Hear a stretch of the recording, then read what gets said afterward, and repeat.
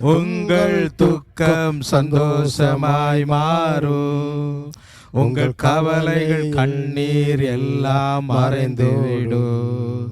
கலங்காதே மகனே, கலங்காதே மகளே, கலங்காதே மகனே, கலங்காதே மகளே. இயேசு கைவிட மாட்டார், என் இயேசு கைவிட மாட்டார். கடந்ததை நினைத்து கலங்காதே, நடந்ததை மறந்துவிடு. கடந்ததை நினைத்து கலங்காதே, நடந்ததை மறந்துவிடு. கர்த்தர் புதியன செய்திடுவார், இன்று நீ காண்பாய். கர்த்தர் புதியன செய்திடுவார், இன்று நீ காண்பாய். இன்று நீ காண்பாய், இன்று நீ காண்பாய். கலங்கிடவே வேண்டாம், கலங்கிடவே வேண்டாம், கலங்கிடவே வேண்டாம், கலங்கிடவே வேண்டாம். என் இயேசு கைவிட மாட்டார், என் இயேசு கைவிட மாட்டார். நொறுங்குண்ட இதயம் தேற்றுகிறார், உடைந்த உள்ளம் தாங்குகிறார். நொறுங்குண்ட இதயம் தேற்றுகிறார், உடைந்த உள்ளம் தாங்குகிறார்.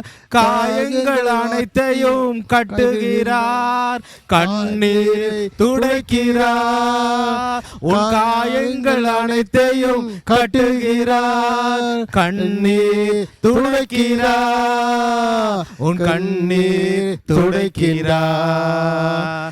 கலங்கிடவே வேண்டாம், கலங்கிடவே வேண்டாம், கலங்கிடவே வேண்டாம், கலங்கிடவே வேண்டாம். இயேசு கைவிட மாட்டார், இயேசு கைவிட மாட்டார். திராணிக்கு மேலாக சோதிக்கப்பட ஒரு நாளும் விடமாட்டார். திராணிக்கு மேலாக சோதிக்கப்பட ஒரு நாளும் விடமாட்டார்.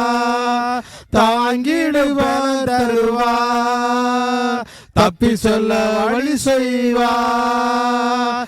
தாங்கிட பலன் தருவார், தப்பி சொல்ல வழி செய்வார். நீ தப்பி சொல்ல வழி செய்வார், நீ தப்பி சொல்ல வழி செய்வார். கலங்கிடவே வேண்டாம், கலங்கிடவே வேண்டாம், கலங்கிடவே வேண்டாம், கலங்கிடவே வேண்டாம். என் இயேசு கைவிட மாட்டார், என் இயேசு கைவிட மாட்டார். கர்த்தர் நல்லவர், கர்த்தர் நல்லவர். இந்த ஊரை இயேசுவின் நாமத்தில் வாழ்த்துகிறோம். ஆண்டவர் வேதத்தில் எழுதியிருக்கிறார், வருத்தப்பட்டு பாரம் சுமக்கிறவர்களே நீங்கள் எல்லாரும் என்னிடத்தில் வாருங்கள், நான் உங்களுக்கு இளைப்பாறுதலை தருவேன் என்று சொல்லி. இந்த பூமியில் வாழுகிற ஒவ்வொரு மனுஷனும் ஒவ்வொரு மனுஷனுடைய வாழ்க்கையிலையும் மிகுந்த வேதனைகள், கவலைகள், கஷ்டங்கள் ஒவ்வொரு மனுஷனுடைய குடும்பத்திலையும் இருக்கிறது. சில மனுஷனுடைய கஷ்டங்கள் அவரால் தீர்க்க முடியாதபடியினால், அவர்களுடைய பணத்தினால, அவர்களுடைய பலத்தினால, அவர்களுடைய பிரச்சனையை தீர்க்க முடியாததினால சிலர் மரித்தும் போகிறார்கள், தற்கொலை செய்து கொள்ளுகிறார்கள்.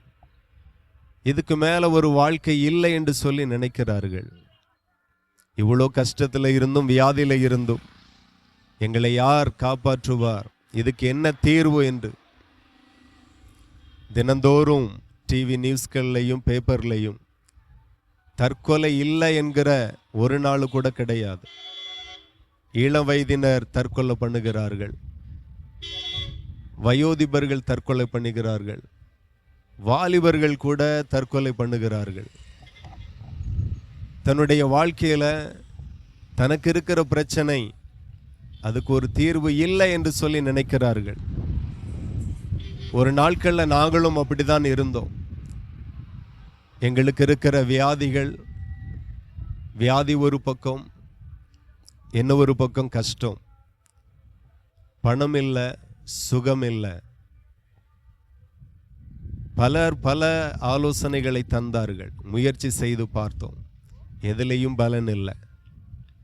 அப்படிதான் ஒரு நாள் எங்களுக்கு இயேசு என்கிற தெய்வத்தை ஒருவர் அறிமுகப்படுத்தினார். சரி, அங்கேயாகிலும் போவோம் என்று சொல்லி போனோம். ஆண்டவர் வேதத்தில் எழுதியிருக்கிறார், வருத்தப்பட்டு பாரம் சுமக்கிறவர்களே நீங்கள் எல்லாரும் என்னிடத்தில் வாருங்கள், நான் உங்களுக்கு இளைப்பாறுதலை தருவேன் என்று சொல்லி.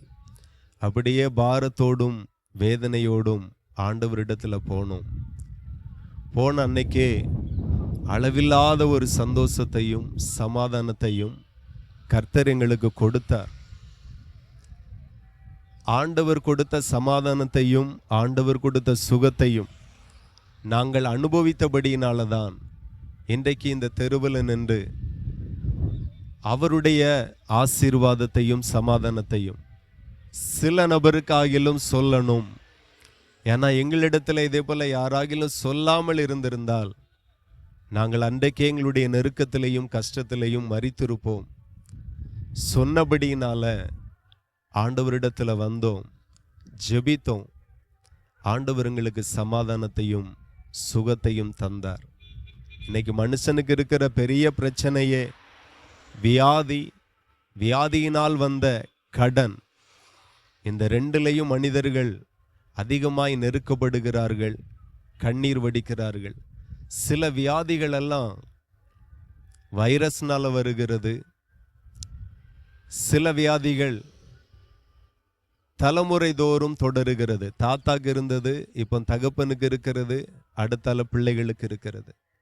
தலைமுறையாய் தொடருகிற வியாதி. சில வியாதி மாந்திரிகத்தினால வந்த வியாதி. இப்படி பல விதத்தில் ஒரு மனுஷனுக்கு வியாதி வருகிறது. ஆனால் எல்லா வியாதிகளுக்கும் மருத்துவம் மருந்து தீர்வு அல்ல. இன்னைக்கும் சிலர் இருக்கிறாங்க, தனக்கு இருக்கிற வியாதியில் பெரிய பெரிய மருத்துவமனையில் போய் டெஸ்ட் பண்ணுறாங்க. பார்த்தா உங்களை எல்லா டெஸ்ட்டும் எடுத்தாச்சு, ஆனால் நோயே இல்லை என்று சொல்லுகிறாங்க. எடுக்கக்கூடிய எல்லா டெஸ்ட்லேயுமே என்ன வியாதி இருக்குன்னே சொல்ல முடியலை, உங்களுக்கு ஒரு வியாதியும் இல்லை அப்படிங்கிறாங்க. ஆனால் ஆளுக்கு சுகம் இல்லை, ஆரோக்கியம் இல்லை. ஏன்னா எல்லா வியாதியும் மருந்தினால குணப்படுத்த முடியாது, மருத்துவத்தினாலேயும் குணப்படுத்த முடியாது. இயேசு என்கிற இரட்சகர் ஒருவர் இருக்கிறார், அவர் நிச்சயம் சுகப்படுத்துவார். சில மாந்திரீக கட்டுகள் எல்லாம் 5 வருஷத்திற்கு நீ வைத்தால் அது வரைக்கும் யாராலையும் குணப்படுத்த முடியாது. ஆண்டவர் வேதத்தில் சொல்லுகிறார், வாதை உன் கூடாரத்தை அணுகாது, பொல்லாப்பு உனக்கு நேரிடாது என்று ஆண்டவர் சொல்லுகிறார். நம்முடைய குடும்பத்திற்கு விரோதமாய், நம்முடைய சரீரத்திற்கு விரோதமாய் சில வாதைகளை வைத்தியர்கள் ஏவி அனுப்பலாம் மாந்திரீகத்தின் மூலமாக. ஆனா ஆண்டவர் சொல்லுகிற அது உன்னை அணுகாது என்று சொல்லி நாம் அந்த வார்த்தைகளை நம்பி விசுவாசித்து கர்த்தரிடத்தில் ஜெபிப்போமே ஆனால் நிச்சயமாய் உங்களுக்கு இருக்கிற சேவனை மூலமாய் வந்த பிரச்சனைகள் ஆண்டவர் அற்புதமாய் உங்களை சுகமாக்குவார். ஆண்டவர் அற்புதமாய் உங்களை விடுவிப்பார். நாங்கள் கிராமத்தில் கர்த்தருடைய பணியை செய்கிறோம். பலர் பிசாசு பிடியினால் வருகிறார்கள், சேவனையின் கட்டுகளுக்குள்ளாய் கண்ணீரோடு வருகிறார்கள். பல இடங்களுக்கு போய் பணங்களை செலவழித்து, நாட்களை செலவழித்து, எவ்வளோ முயற்சி செய்தும் விடுதலை இல்லை என்கிற பட்சத்தில் வருகிறார்கள். போன மாதம் எங்களுடைய சபைக்கு 2 பேர் வந்தார்கள். 65,000 ரூபா வைத்தியர்களிடத்துல எல்லாம் செலவழித்து ஒரு பேய் போராட்டம், மாறவே இல்லை. கடைசியில் சபைக்கு வந்தாங்க சுகத்திற்காக. ஒரு 4 முறை வந்தார்கள். ஆண்டவர் அற்புதமாய் அவர்களுக்கு சுகத்தை கொடுத்து விடுதலையை கொடுத்து அனுப்பினார். இன்னைக்கு அவர்கள் எங்களுடைய சபைக்கு வரல. அவர்களுடைய குடும்பத்தில் அவர்கள் சந்தோஷமா இருக்கிறாங்க. சபைக்கு போய் சுகத்தை பெற்றால் சபைக்கு தான் போகணும், ஆண்டவர் தான் ஆராதிக்கணும்னு எல்லாம் இல்லை. கர்த்தர் நல்லவர் என்பதை ருசித்து பாருங்கள். அவர் மேல் நம்பிக்கையா இருக்கிற மனுஷன் பாக்கியவான் என்றுதான் ஆண்டவர் சொல்லி இருக்கிறார். பல இடங்களிலே உங்களுடைய சுகத்திற்காக, சமாதானத்திற்காக, சந்தோஷத்திற்காக பல இடத்துல போனீங்க. ஒரு முறை இயேசு கிறிஸ்துவனிடத்துல ஜெபித்து பாருங்க. ஏன்னா வேதம் சொல்லுகிறது, எல்லா நாமத்திற்கும் மேலான நாமத்தை இயேசுவின் நாமத்திற்கு பிதாவாகிய தேவன் கொடுத்தாராம். இன்னைக்கு பல நாமங்களை நாம உச்சரிக்கிறோம். ஆனா வேதத்துல எழுதியிருக்கிறபடி மேலான நாமம் இயேசு கிறிஸ்து கொடுக்கப்பட்டு இருக்கிறது. இறைவா, கடவுளே என்று சொல்லுகிற பொழுது, இயேசுவின் நாமத்தினால கடவுளே எனக்கு சுகத்தை தாருங்க, இயேசுவின் நாமத்தினால் எனக்கு சமாதானத்தை தாருங்க பிதாவே என்று சொல்லி நீங்க கேட்பீர்கள். ஆனால் இதுவரையிலும் இல்லாத சமாதானத்தையும் சுகத்தையும் அற்புதத்தையும் ஆண்டவர் உங்களுக்கு தருவார். நீங்கள் சுகமாய் வாழுவீர்கள். ஆண்டவர் சொல்லுகிறார், என்னுடைய சமாதானத்தை உங்களுக்கு வைத்து போகிறேன் என்று சொல்லி அவரை நோக்கி கூப்பிடுகிறவர்களுக்கு அந்த சமாதானத்தை தலைமுறைக்கும் அவர் கொடுக்கிறார்.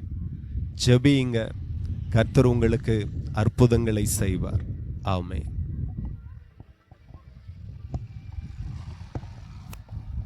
அல்லேலூயா.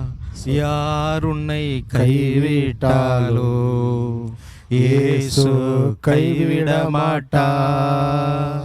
யார் உன்னை கைவிட்டாலோ இயேசு கைவிட மாட்டார்.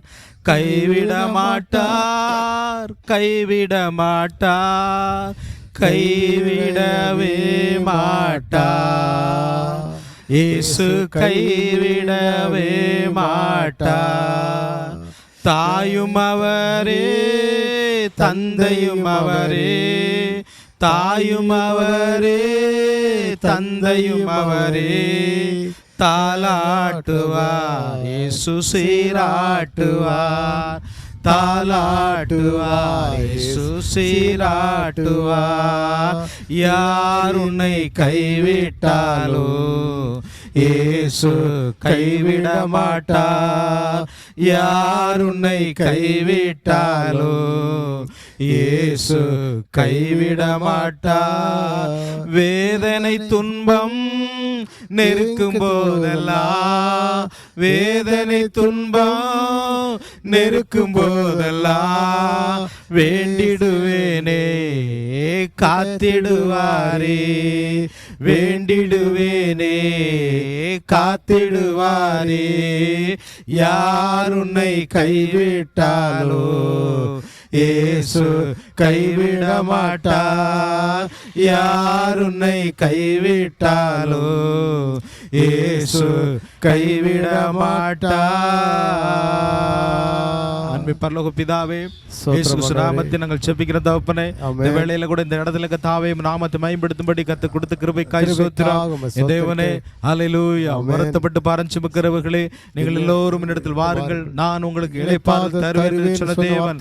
அப்பா, இளைப்பாறுதல் தேடி, ஆமென், ஹல்லேலூயா. அந்த உலகத்திலே தகப்பனே காடு கர்த்தாவே, நாடு எல்லாம் கர்த்தாவே அலைந்திருந்தாலும் இளைப்பாறுதல் தருகிற தேவன் நீர் ஒருவரே என்பதை அறிந்து கொள்ளும்படியாக தேவன் கர்த்தாவே நம்முடைய பிள்ளைகளுடைய கண்களை திறந்து தருகாய் நன்றி. அம்மா சோத்ரா ஹோல பாஷா, ஹல்லேலூயா. சோத்ரம் சோத்ரம் சோத்ரம். மாத்திரமல்ல, நானே வழியும் சத்தியமும் ஜீவனுமாய் இருக்கிறேன் என்று சொன்ன தேவன். நீங்க தான் இந்த உலகத்துல வழி தகப்பனே. வழியே இல்லாத இடத்திலையும் கூட தகப்பனே அடைக்கப்பட்ட போல சூழ்நிலையாய் காணப்படுகிறது. கடன் பிரச்சனை, வறுமை, தரித்திரங்கள் என்று தகப்பனே அப்படிப்பட்ட கர்த்தாவே பிள்ளைகளுக்கு வழிவாசல் திறந்து தருகிறபடினாலே நன்றியோடு நாங்கள் துதிக்கிறோம் தகப்பனே. அப்பா சோத்ரம் தகப்பனே, இப்படிப்பட்ட கிருபையை தேவன் வெளிப்படுத்துகிறபடினாலே, நாமத்தை மேம்படுத்துகிறபடினாலே சோத்ரம். அப்பா, உங்களுடைய கர்த்தாவே நாமத்தை அறிந்து கொள்ள கர்த்தர் வழி தருகிறாய். சோத்ரம். நாமத்தில் பிதாவே, ஆமென்.